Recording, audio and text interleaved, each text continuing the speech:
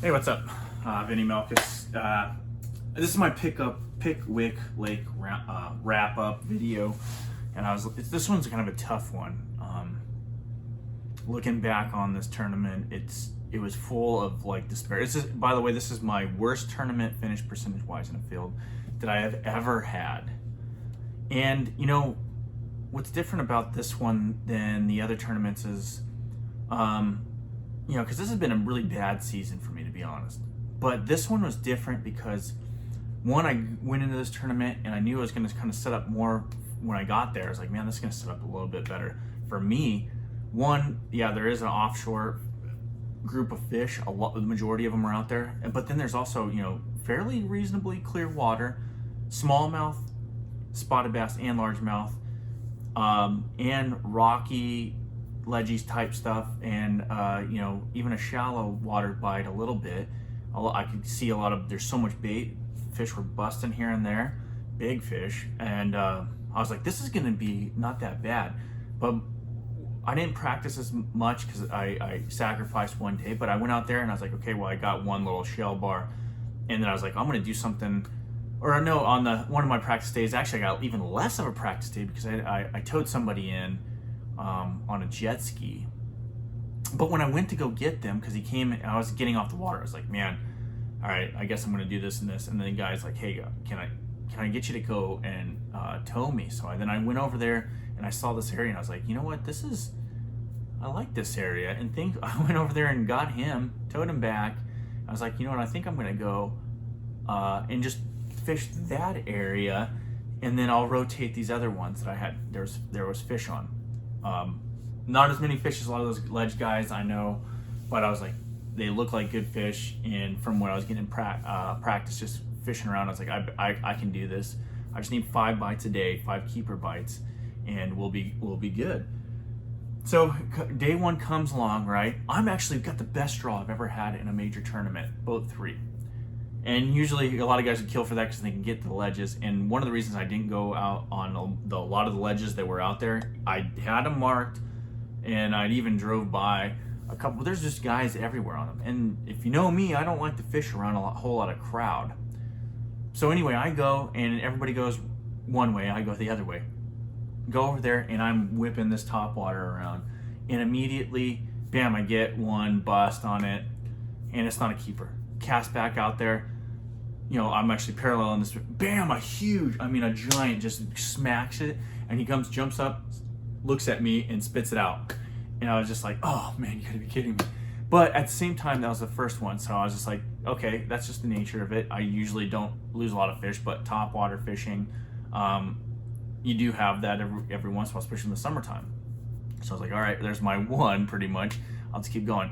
That bite shut down, and then I went around and was fishing some finesse stuff, and I just non-keeper. Then all of a sudden I'd get a good one, and I would lose him, and then finally I caught like a keeper, and then I went around and I lost 4 other keepers that day, and that one really good fish. But reasonably I should have had probably 11-12 pounds. Second day I do the same thing because that bite and those fish were around there. I could see the bait. I could see him busting. I was able to get that top water bite in the morning. I was able to just consistently catch fish throughout the day. And then I knew it was going to be a grind. I just got to get those 5 keepers. So I was like, I'm not changing the game plan this time because those fish are there. I just have to do it. So I just have to make it happen. I had a longer day. I was like, I can do this. We can figure it out. So I go back over there. Top water bite's gone, but I'm still catching them on the finesse stuff. Go around catching a lot of non-keepers. Bam, I get another keeper, or I get a keeper on and lose them right at the boat.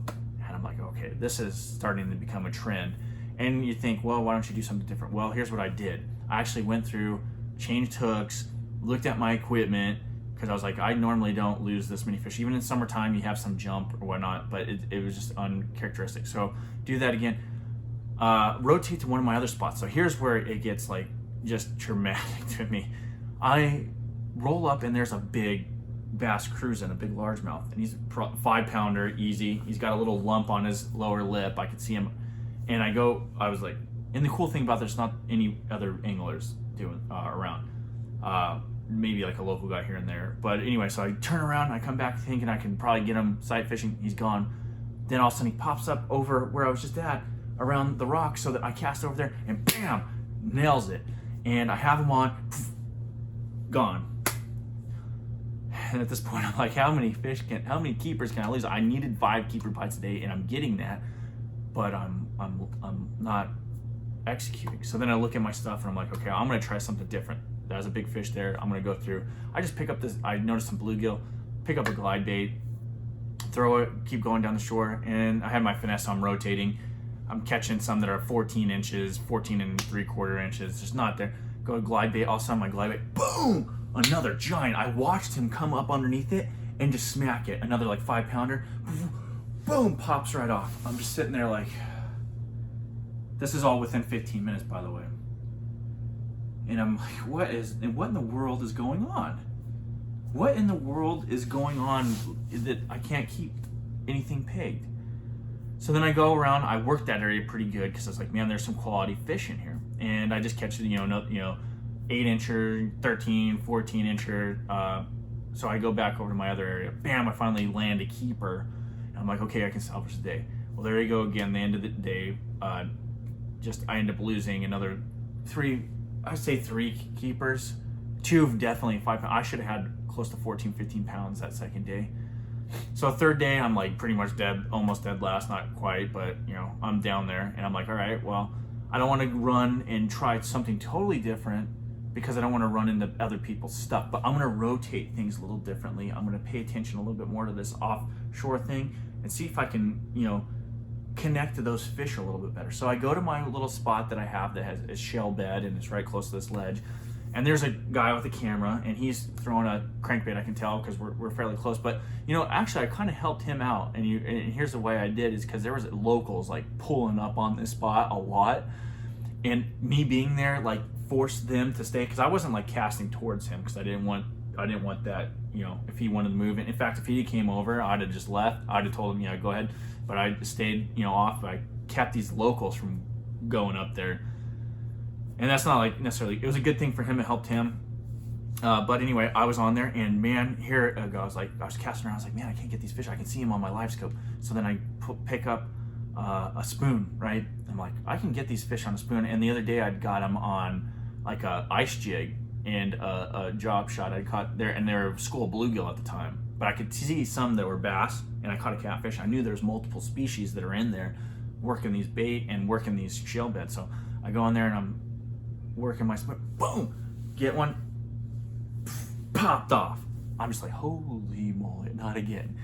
So then I'm like, all right, don't let it affect you. Go back in there with the spoon, boom, boom, boom, boom, get another one. And you could tell their bass with the spoon are good bass because they shake when they shake their head, or with any bait, regardless. And boom, pops off. So then I pull the spoon up immediately. I'm like, okay, I've lost 2 already. Let's look at this. So I changed the hook. I upsized the hook. I changed that hook out to a brand new, I think it's like a number 4 wide mustad, KVD. The white, I use those on my jerk baits. It helps out tremendously. Go down there, boom, get one finally. Pull it up. It's a damn catfish, and you can tell when the catfish you get them on there because they'll have slime on there a little bit. Then I go back down there, boom, get it. White bass, boom, get another one. Big old catfish. Go back down there. I'm looking, I'm jigging, and they kind of go away. So you got to wait for them to set up the same way. Because, when you get those fish, they kind of, disperse. You can see the bass like playing with each other, right? And they're messing around, the metabolism's up. So when you get like a catfish or something like that, sometimes it if they're even around, they kind of disperse a little bit and they come right back. So I go back down there and boom, get another one. And, it's a good bass. These are good bass. Pops right off. And I just sit there, I'm just like, oh man. So I stay there for a little while, casting around, and just nothing happens. They just didn't set up right again. I don't know what was going on. So I just go ahead and leave that spot. I go back to the other spot. Immediately go there. There's already a couple guys because there's third day, so some guys are just winging it. And there's a couple guys, one on one end, one on the other. So finally, I just go around fishing my finesse stuff, and bam, get a 3-pounder. And finally, I land this one. I'm like, okay, we can still do this. We got plenty of time. This is day 3. We'll just at least salvage it. No way I'm getting a check or anything, but we're gonna have fun just doing it. So I go down, bam, get another one. It's good when he come running at me, and I have him though Like I should get him. He goes, boom, spits it, and he's another 3-pounder. And I'm just sitting there. This time I like kind of like, dear Lord, what is going on? What is happening? Like, what in the world is happening? Like, these hooks are amazing. My equipment is on point. I'm not doing anything any different than I normally do. So the moral of the story is this Pickwick tournament I guess there's some times when, I don't know, like say, when you win one, it's just your time. I guess this is the exact opposite when it was just not my time. So if you look at the standings, yeah, it looks like it's just completely horrific. But in reality, I had the fish to at least be in that top 25 or around that area. When I looked at the end of the standings, I was like, I should have been right in that hunt. Not to win it, but I didn't expect to when I went in there. But I should have been up there, and I just don't know. I've been reflecting. That's why this is a little late. And I reflected when I was on the water. I changed things up, hook wise. I changed the lines. I changed rods and reels. I tried to match what was right. And for some reason, I know there's other guys that lost fish, but a lot of them they were able to land. But for some reason, for me, I even looked when I land one, like how are they really getting hooked, right? And I was getting them in the right spot. The hooks that I were using, when I get one and then get them in, like the hook was coming in the right spot. It's not like I was finagling them or hooking them in weird ways. So it's just one of those things you just rub your head and wonder what was going on. And but anyway, we're going to Wisconsin, which a lot of people have been asking me about, like, oh, this should be up in your wheelhouse. And I was like, well, in reality, where I'm from in Montana, like it's still 1,000 miles. It's closer from where we were there to get there. I was like, yeah, we're up like I guess latitudinally or longitude, whatever those lines that were parallel up there almost. And yeah, there's smallmouth, a lot more of them. But that is a largemouth fishery. It's a largemouth and smallmouth fishery. I guess it's a walleye fishery, but there's a lot of vegetation. So these guys are still going to be able to fish the grass. These grass guys that have been dominating these tournaments, they're going to still be able to do that. But I guess I'm going to go out there. I'm going to spend a few days looking for the smallmouth, and then I'll have a backup largemouth stuff. So I do feel good about it because the dynamics of a northern fishery they're a little bit different. It should set up for me, and I just got to have a game plan, just do it. And then we go to Grand, which Grand I have a little bit of experience on now, and I think I'll do well there. But I don't know, as long as I don't have the same spell of bad luck as I did at Pickwick, because at Pickwick it should have been 180. It should have been done. I should have done a lot better for sure. But anyway, we'll put out some more videos on some how-to stuff. And a few other things. But anyway, like, subscribe. I'll talk to you later.